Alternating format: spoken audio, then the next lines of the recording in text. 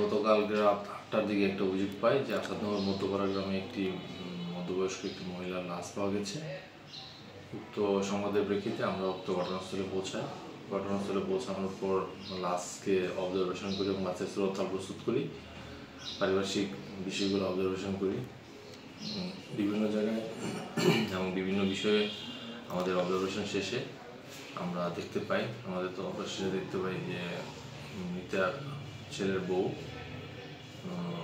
সে পারিবারিক কলহের জের ধরে তার শাশুড়িকে হাতুড়ি দিয়ে পিটিয়ে হত্যা করেছে। পরবর্তীতে আমরা লাশের শ্রদ্ধা সম্পন্ন করে লাশ পোস্টমর্টমের জন্য ব্রাহ্মণবাড়িয়া সদর হাসপাতাল প্রেরণ করি। আইনগত ব্যবস্থা প্রক্রিয়াধীন আছে এখন আমাদের। ভিকটিমের মৃতার মেয়ে অভিযোগ করেছে একটা, আমরা আইনগত ব্যবস্থা নিচ্ছি। আর এই ঘটনার সাথে আরও কেউ জড়িত আছে কিনা সেই বিষয়টা আমরা খুঁজে দিতেছি। আমার শ্বশুরবাড়ি গাজীপুর, আর আমার কাছে একটা ফোন গেছে।